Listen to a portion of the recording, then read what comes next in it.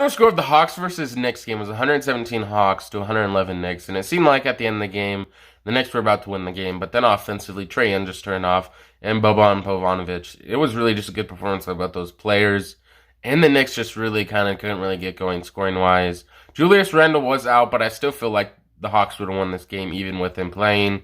RJ Barrett had a pretty good game as well, and honestly, there was a lot of people booing at TRAE, and they obviously don't like TRAE because of what happened last year in the playoff. And TRAE honestly performed very well. 45 points, 8 assists, 7 3-pointers made.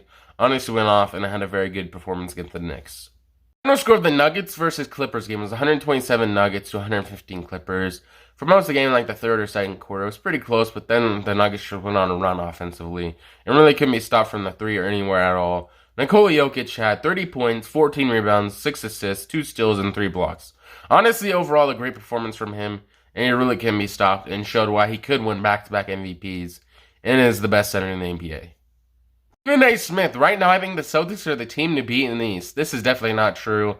The Heat are probably the team to beat in the East, or the Bucks, obviously, and the Nets might be up there as well, and maybe the Sixers. I would say the Sixers I would put ahead of Boston right now as a team to beat in the East. I would even put the Nets ahead of them right now. Honestly, I don't think this is true, and I don't agree with this statement. I don't think they're the team to beat. It's probably the Heat. Viral clip of Yusuf Nurkic destroying the phone, and honestly, I want to wait to do it until there's more context to talk about it.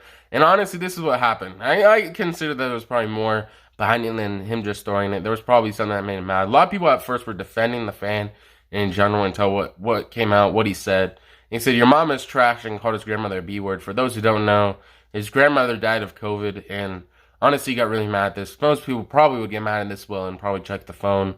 And the fan should probably be suspended for at least 1 year from this team. Shouldn't be able to come back for at least a year.